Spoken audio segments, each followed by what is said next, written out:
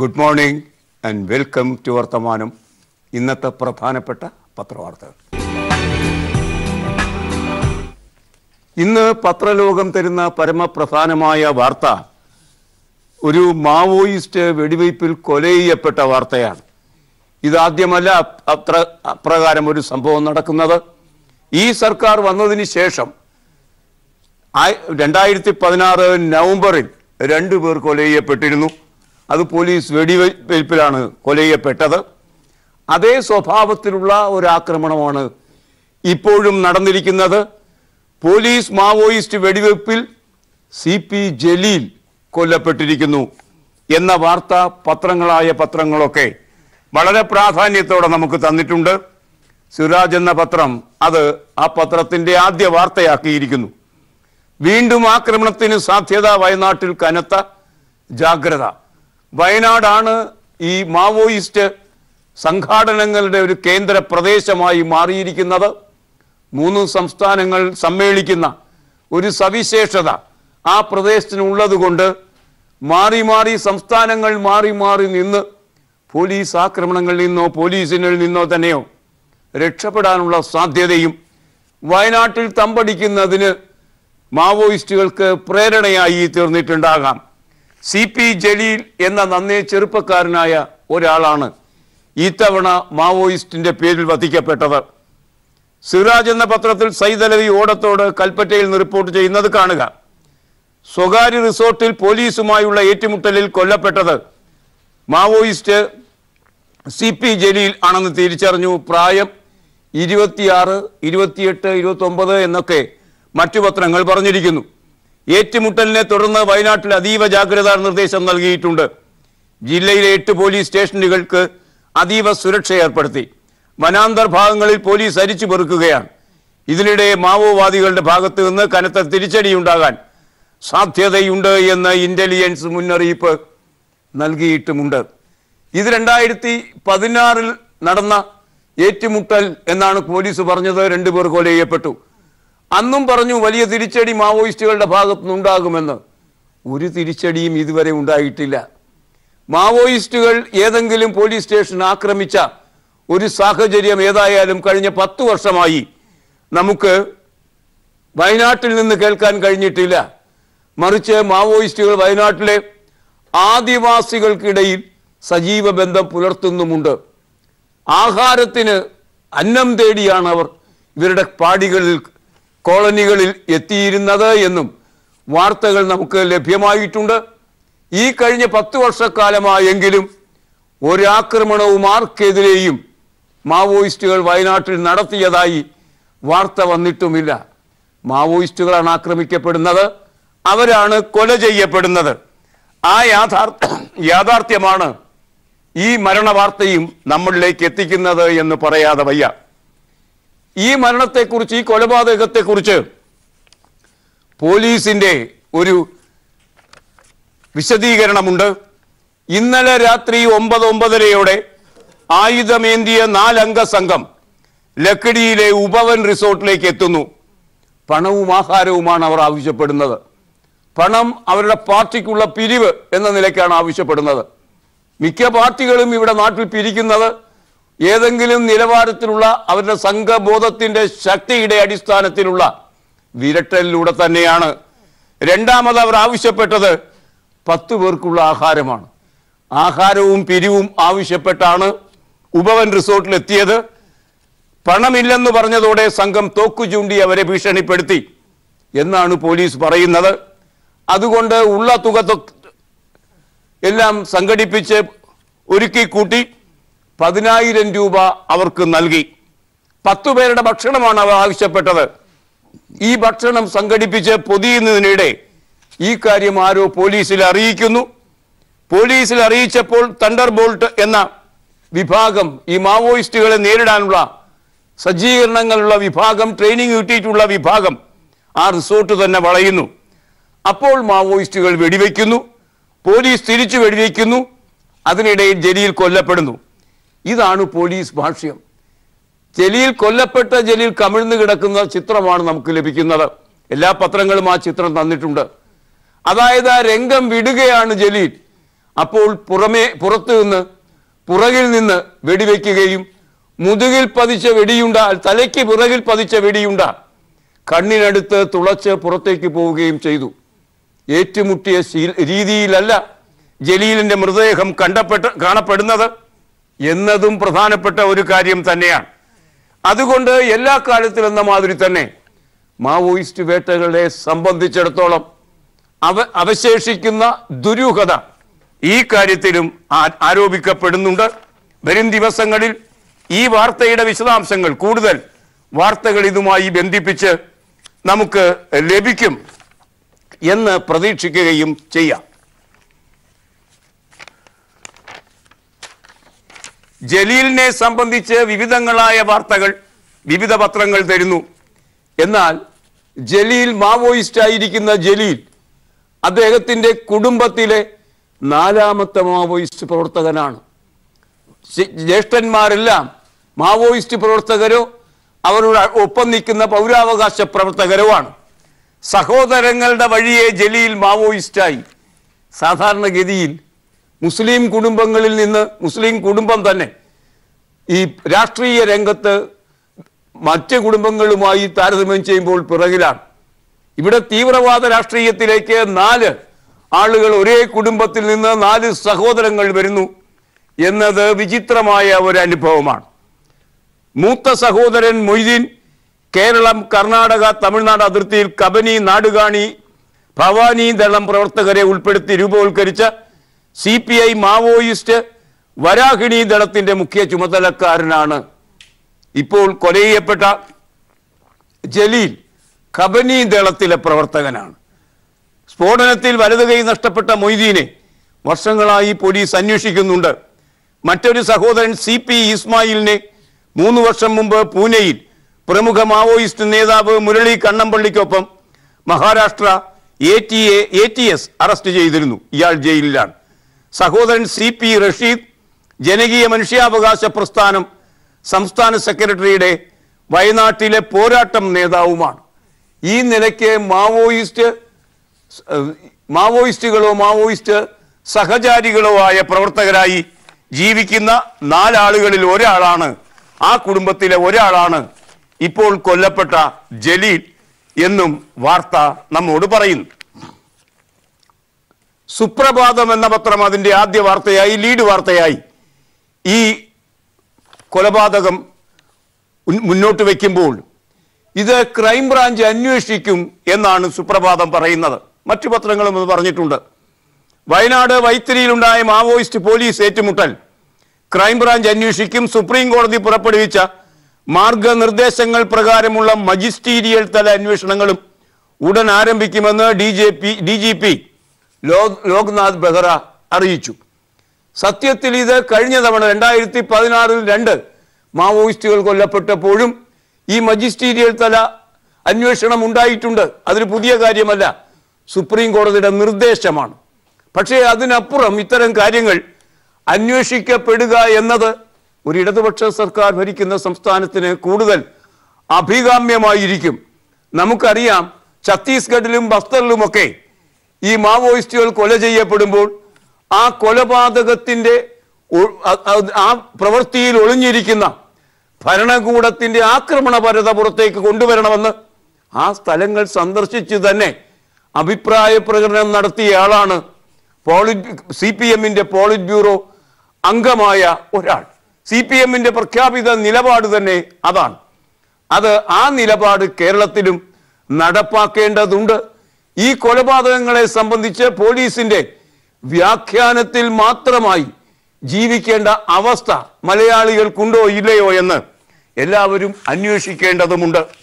അതൊക്കെയാണ് അതുമായി ബന്ധിപ്പിച്ച് നമുക്ക് ഇന്ന് ലഭിക്കുന്ന വാർത്ത.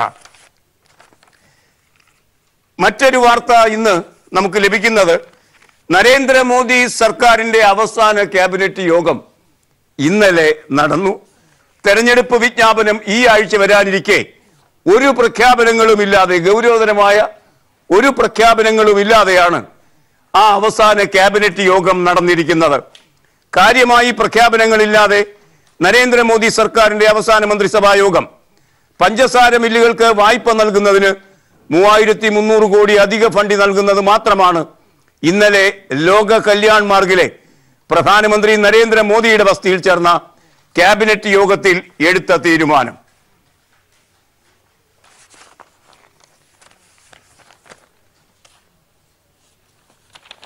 കേരള ബാങ്കിനെ സംബന്ധിച്ച വാർത്തയാണ് ഇന്ന് ദേശാഭിമാനി നമുക്ക് ലീഡ് വാർത്തയായി രണ്ടാമത്തെ വാർത്തയായി നമുക്ക് തരുന്നത്.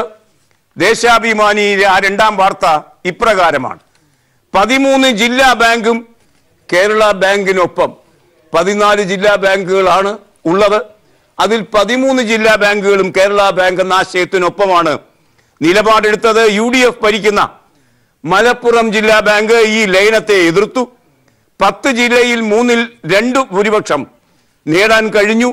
ഈ ആശയത്തിന് സംസ്ഥാന അടിസ്ഥാനത്തിൽ 68% വോട്ടാണ് ഈ കാര്യത്തിൽ കേരള ബാങ്ക് എന്ന നവീന ആശയത്തിന് ലഭിച്ചിരിക്കുന്നത് എന്ന് ദേശാഭിമാനി പറയുന്നു. വാർത്ത കാണുക. കേരള ബാങ്ക് രൂപീകരണത്തിൽ സുപ്രധാന ചുവടുവയ്പായ ജില്ലാ ബാങ്കുകളുടെ ലയനം യാഥാർത്ഥ്യമാകുന്നു. ചൊവ്വാഴ്ച ജില്ലാ ബാങ്കുകളിൽ നടന്ന പ്രത്യേക ജനറൽ ബോഡി യോഗത്തിൽ മലപ്പുറം ഒഴികെ 13 ജില്ലാ ബാങ്കുകളും സംസ്ഥാന ബാങ്കിൽ ലയിക്കാൻ അനുകൂലമായി വോട്ട് ചെയ്തു. ലയനാനുമതിക്ക് കേവല ഭൂരിപക്ഷം മതിയാകുമെങ്കിലും 10 ജില്ലകളിൽ 3-2 ഭൂരിപക്ഷമുണ്ട്. സംസ്ഥാന അടിസ്ഥാനത്തിൽ 68% വോട്ടാണ് ലയനത്തിന് അനുകൂലമായി ലഭിച്ചത്. അനുകൂലമായി വോട്ട് ചെയ്ത ഇടുക്കി ഒഴികെയുള്ള ജില്ലകളിൽ 60%-ലധികം വോട്ടുകൾ കിട്ടി. 84% വോട്ട് കിട്ടിയ തിരുവനന്തപുരമാണ് ഇക്കാര്യത്തിൽ ഏറ്റവും മുന്നിൽ നിൽക്കുന്നത് എന്നും ഈ വാർത്ത നമ്മോട് പറയുന്നു. മാർച്ച് 8 ഇന്ന് ലോക വനിതാ ദിനമാണ്. ആ വനിതാ ദിനത്തിന്റെ സവിശേഷതയായി കേരളത്തിൽ ഇന്ന് പോലീസ് സ്റ്റേഷനുകൾ വനിതകളായിരിക്കും ഭരിക്കുക. ആ വാർത്ത മാധ്യമം എന്ന പത്രം ഒന്നാം പേജിൽ ആദ്യ വാർത്തയായി, സചിത്ര വാർത്തയായി നമുക്ക് തരുന്നു.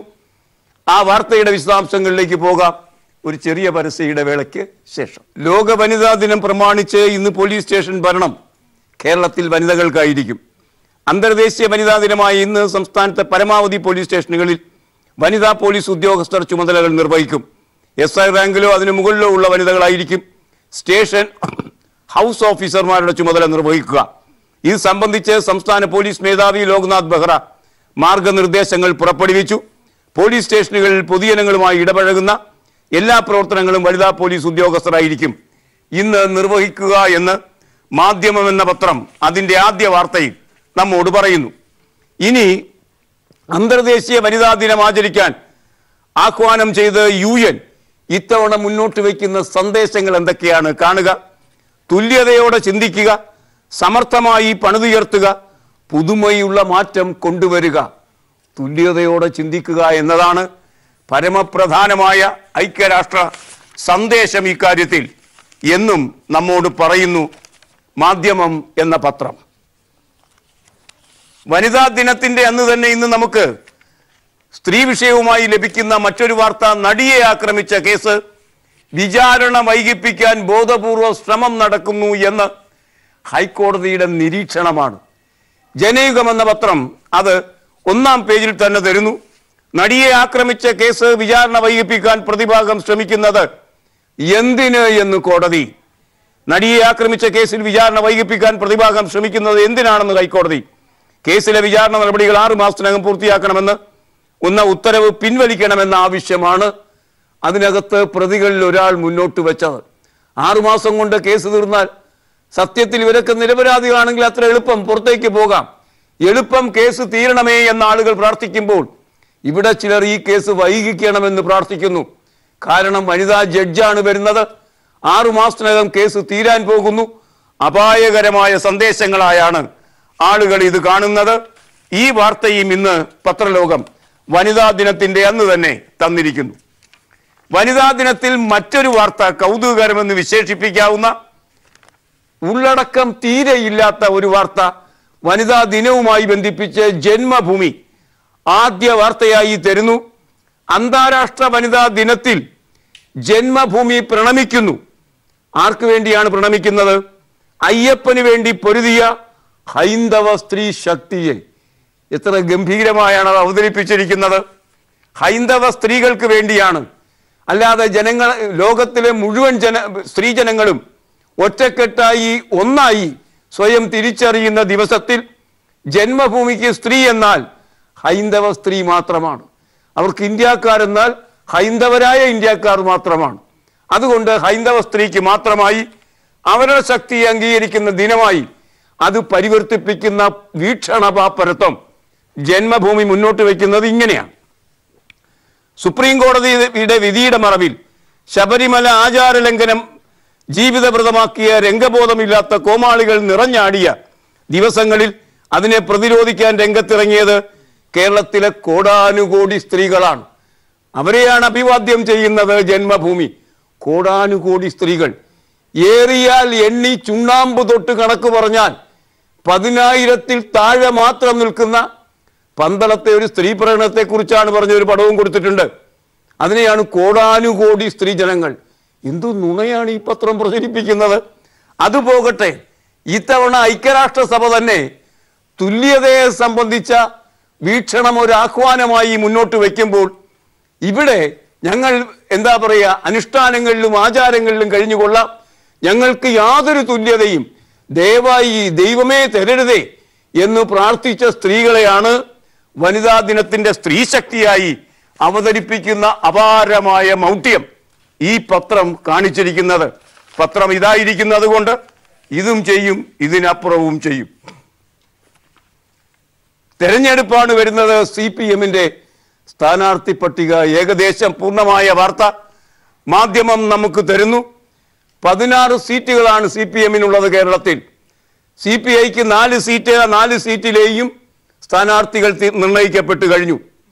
16 സീറ്റുകൾ CPM-ന്റെ, അതിൽ 15 സീറ്റുകളിലും ധാരണയായി കഴിഞ്ഞിരിക്കുന്നു. CPM മത്സരിക്കുന്ന 16 ലോക്സഭാ മണ്ഡലങ്ങളിൽ 15ഇടത്തെ സ്ഥാനാർത്ഥികളിൽ ധാരണയായി. പൊന്നാനിയിലാണ് ആശയക്കുഴപ്പം.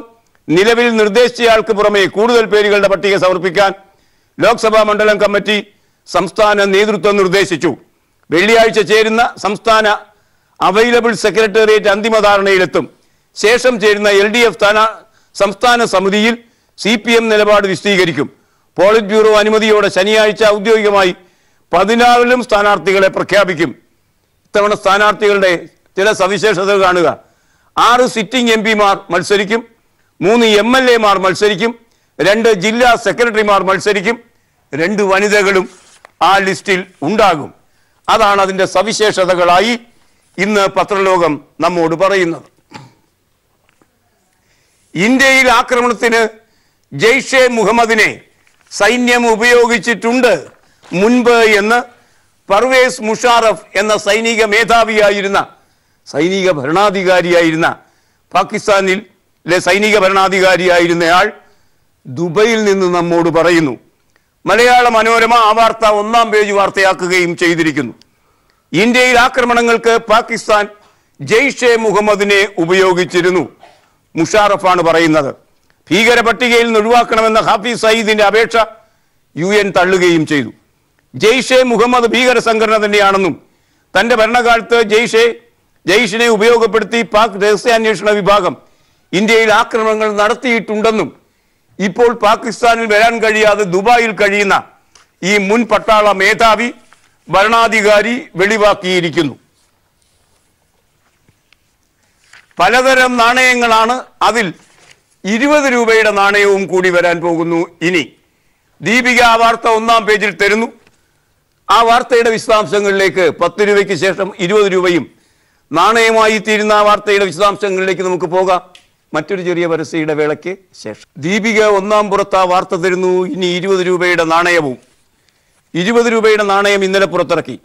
10 രൂപ നാണയം പുറത്തിറക്കി 10 വർഷങ്ങൾ പൂർത്തിയായപ്പോഴാണിത്. 1, 2, 5, 10 രൂപയുടെ നാണയങ്ങളും പുതിയ രൂപത്തിൽ തയ്യാറായിട്ടുണ്ട്. അത് പ്രദർശിപ്പിച്ചുകൊണ്ട് നിൽക്കുന്ന പ്രധാനമന്ത്രിയുടെ ചിത്രവും ഇന്ന് നമുക്ക് ദീപിക തരുന്നുണ്ട്. പ്രധാനമന്ത്രിയുടെ തെരഞ്ഞെടുപ്പ് പരിപാടികൾ, തെരഞ്ഞെടുപ്പുമായി ബന്ധിപ്പിച്ച് തെരഞ്ഞെടുപ്പിന്റെ പ്രഖ്യാപനത്തിന് മുമ്പുള്ള പരിപാടികൾ ഇന്ന് അവസാനിക്കുകയാണ്. 8-ാം തീയതി അവസാനിക്കുകയാണ്. അതുകൊണ്ട് ഇനി മുൻ തീരുമാനപ്രകാരം തെരഞ്ഞെടുപ്പ് കമ്മീഷന് തെരഞ്ഞെടുപ്പ് ഷെഡ്യൂളുകൾ പ്രഖ്യാപിക്കുന്നതിന് തടസ്സമേതുമില്ല. എന്ന നിലയ്ക്കുള്ള വാർത്തകളും വന്നിട്ടുണ്ട്. നാളെയോ മറ്റന്നാളോ ഒക്കെ ആ പ്രഖ്യാപനം നമുക്ക് പ്രതീക്ഷിക്കാം. രാഹുൽ ഗാന്ധിയാണ് പറഞ്ഞത് ചൗക്കീദാർ ചോർ ഹെ, ഞാൻ ഈ രാജ്യത്തിന്റെ കാവൽക്കാരനാണ്, ഈ രാജ്യം എൻ്റെ കൈകളിൽ സുരക്ഷിതനാണ് എന്നൊക്കെ പറഞ്ഞ പ്രധാനമന്ത്രിയെ മുൻനിർത്തി ഈ കാവൽക്കാരനുണ്ടല്ലോ അയാൾ കള്ളനാണ്, 31,000 കോടി രൂപ മോഷ്ടിച്ച് അംബാനിക്ക് നൽകി റാഫേൽ ഇടപാടിലൂടെ, വിവിധങ്ങളായ ഇടപാടുകൾ വേറെയും, അതുകൊണ്ട് കള്ളൻ പ്രധാനമന്ത്രിയാണ് നമുക്കുള്ളത് എന്ന് രാഹുൽ ഗാന്ധി പറഞ്ഞ ആ ടാഗ് ലൈൻ ഉണ്ടല്ലോ ചൗക്കീദാർ കള്ളനാണ്, അത് വളരെ പ്രശസ്തമായിരുന്നു. അതിന് തൊട്ടു പിറകെ വരുന്നു പുതിയത് പറയുന്നത്, ഇപ്പോൾ പറയുന്നത് ഒന്നും എല്ലാം മോഷ്ടിക്കപ്പെടുന്നു, അതാണ് എല്ലാം കാണാതാകുന്നു, മോഷ്ടിക്കപ്പെടുന്നു എന്നല്ല, എല്ലാം കാണാതാകുന്നു എന്നതാണ് പുതിയ ടാഗ് ലൈൻ. റാഫേൽ ഇടപാടിൽ പ്രധാനമന്ത്രി സമാന്തര ചർച്ചകൾ നടത്തിയെന്നും പ്രധാനമന്ത്രിയുടെ ഓഫീസിനെതിരെ അന്വേഷണം നടത്തണമെന്നും AICC ആസ്ഥാനത്ത് നടത്തിയ വാർത്താ സമ്മേളനത്തിൽ രാഹുൽ ആവശ്യപ്പെട്ടു. റഫേൽ ഇടപാട് സംബന്ധിച്ച രേഖകൾ കാണാനില്ല എന്ന് പറയുന്നതിന്റെ അർത്ഥം പുറത്തു വന്ന രേഖകൾ സത്യസന്ധമാണ് എന്നാണ്. ഈ രേഖകളിൽ പ്രധാനമന്ത്രിയുടെ ഓഫീസ് സമാന്തര ചർച്ചകൾ നടത്തിയെന്ന് പറയുന്നു. ഇക്കാര്യം അന്വേഷിക്കണം. രാജ്യത്തെ യുവാക്കൾക്ക് വാഗ്ദാനം ചെയ്ത 2 കോടി തൊഴിലവസരങ്ങൾ കാണാതായി. പലതും കാണാതായതിന്റെ കൂട്ടത്തിൽ അത് കാണാതായി. വിളകൾക്ക് മികച്ച താങ്ങുവിലയെന്ന് കർഷകരോട് പറഞ്ഞത് കാണാതായി. ചരക്ക് സേവന നികുതി കാരണം വ്യാപാരങ്ങളും കാണാതായി. ബാങ്ക് അക്കൗണ്ടുകളിൽ നിക്ഷേപിക്കുമെന്ന് പറഞ്ഞ 15 കോടി രൂപ കാണാതായി. ഇപ്പോഴിതാ റാഫേൽ ഫയലുകളും കാണാതായിരിക്കുന്നു. അങ്ങനെ കാണാതായി പോകുന്ന ഒരു കാലഘട്ടമാണിത് എന്ന് രാഹുൽ കളിയാക്കുന്നു നരേന്ദ്രമോദിയെ. 1 മാസത്തിന് ശേഷം മുൻ ഇമാമിനെ പിടികൂടി. മാതൃഭൂമിയുടെ 1-ാം പുറം വാർത്തയാണത്. പ്രായപൂർത്തിയാകാത്ത പെൺകുട്ടിയെ പീഡിപ്പിച്ച കേസ് മുൻ ഇമാം പിടിയിൽ. പ്രായപൂർത്തിയാകാത്ത പെൺകുട്ടിയെ പീഡിപ്പിച്ച കേസിലെ പ്രതി ഈരാറ്റുപേട്ട സ്വദേശിയും തൊളിക്കോട് മുൻ ഇമാമുമായ ഷഫീഖിനെ പ്രത്യേക അന്വേഷണ സംഘം മധുരയിൽ നിന്ന് പിടികൂടി എന്ന വാർത്ത ആണ് മാധ്യമം തരുന്നത്. 1977 ശേഷമുള്ള വനം കയ്യേറ്റം പൂർണ്ണമായും ഒഴിപ്പിക്കണം എന്ന് ഹൈക്കോടതി പറയുന്നു. മംഗളം എന്ന പത്രം അത് ലീഡ് വാർത്തയാക്കുകയും ചെയ്തിരിക്കുന്നു. 1977 ജനുവരി 1 ശേഷം കയ്യേറിയ മുഴുവൻ വനഭൂമിയും ഒഴിപ്പിക്കണമെന്ന് വീണ്ടും ഹൈക്കോടതി ആവശ്യപ്പെട്ടിരിക്കുന്ന വാർത്തയാണ് മംഗളം ലീഡാക്കി തന്നിരിക്കുന്നത്. ഇനി ഇന്നത്തെ മുഖലേഖനങ്ങൾ.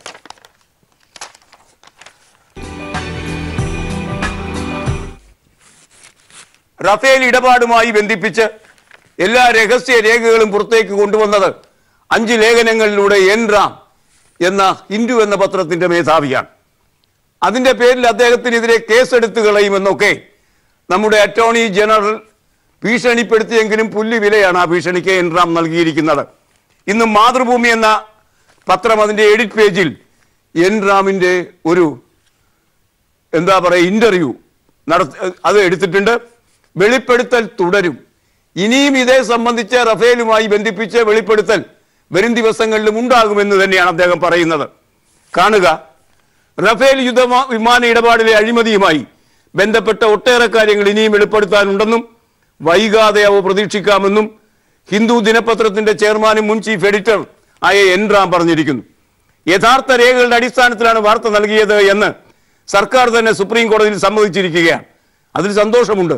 രാജീവ് ഗാന്ധി പ്രധാനമന്ത്രിയായിരുന്ന വേളയിൽ ബോഫോഴ്സ് ഇടപാടിലും ഇതേ രീതിയിൽ അന്വേഷണാത്മക പത്രപ്രവർത്തനം നടത്തിയിട്ടുണ്ട്. അന്ന് ആരും രേഖകൾ മോഷ്ടിച്ചതാണ് എന്ന ആരോപണം ഉന്നയിച്ചിട്ടില്ല. സുപ്രീം കോടതി വരെ രേഖകൾ ശരിവെച്ചതുമാണ്. ക്രമക്കേടുകൾ ഒട്ടേറെയുണ്ട്. റഫാലിലെ ചില സുപ്രധാന വിവരങ്ങളും കേന്ദ്ര സർക്കാർ മറച്ചുവെച്ചു. പാർലമെന്റിൽ ചോദ്യങ്ങൾ ഉയർന്നപ്പോൾ പോലും സത്യാവസ്ഥ പുറത്തു പറയാൻ വിസമ്മതിച്ചു. പഴയ കരാറിനേക്കാൾ ഇന്ത്യക്ക് നഷ്ടമുണ്ടാക്കുന്നതാണ് പുതിയ കരാർ. രണ്ടാമത്തെ കരാറിൽ കൂടിയ വിലയാണുള്ളത്. ബാങ്ക് ഗ്യാരണ്ടി ഒഴിവാക്കിയത് വലിയ നഷ്ടമാണ്. രാജ്യ സുരക്ഷ സംബന്ധിച്ച ഇടപാടുകൾ നടത്തുമ്പോഴുള്ള സൂക്ഷ്മമായ നടപടിക്രമങ്ങൾ പോലും പാലിച്ചിട്ടില്ല. അഴിമതി, സ്വാധീനം ചെലുത്തൽ, കമ്മീഷൻ പറ്റൽ തുടങ്ങിയ കാര്യങ്ങൾ ഉണ്ടായി. ക്യാബിനറ്റിൽ വേണ്ട വിധത്തിൽ അത് അവതരിപ്പിച്ചുമില്ല. റഫേലിന് പിന്നിൽ ഒട്ടേറെ അഴിമതികൾ നടന്നിട്ടുണ്ട്. ഇതിന്റെ രേഖകൾ കൈവശമുണ്ട്. പണം കൊടുത്തു വാങ്ങിയതൊന്നുമല്ല അവ. രഹസ്യ സ്രോതസ്സിൽ നിന്ന് ലഭിച്ചതാണ്. രേഖകൾ ആര് നൽകിയെന്ന് ആരോടും വെളിപ്പെടുത്തേണ്ട ആവശ്യമില്ല. അത് രഹസ്യമായി തന്നെ സൂക്ഷിക്കും. രാജ്യത്തെ ജനങ്ങൾക്ക് വേണ്ടിയാണ് റഫാൽ ഇടപാടിന് പിന്നിലുള്ള അഴിമതികൾ പുറത്തുവിട്ടത് എന്ന് ധീരമായി എല്ലുറപ്പോടെ അദ്ദേഹം പ്രതിവചിക്കുന്നു. അതാണ് മാതൃഭൂമി എന്ന് നമുക്ക് ഉചിത ഭംഗിയോടെ തന്നിരിക്കുന്നത്. ഇനി ഇന്നത്തെ ചിത്രം. ഇന്ന് മാർച്ച് 8 ലോക വനിതാ ദിനം. വളയം പിടിക്കാനും ഓട്ടം നിയന്ത്രിക്കാനും പോകുന്ന സ്ത്രീ ശക്തി ഇന്ന് കേരളത്തിന് സ്വന്തം. ഈ ചിത്രം കാണുക. ഇത് KSRTCയിലെ ആദ്യ വനിതാ ഡ്രൈവർ KP ഷീലയാണ്. ഷീലയുടെ ബെസോട്ടം മെട്രോ മനോരമ ഇന്ന് ചിത്രമാക്കിയിരിക്കുന്നു. ഈ ചിത്രത്തോട് ഇന്നത്തെ വർത്തമാനം സമാപിക്കാനായി. Nice weekend. Good by.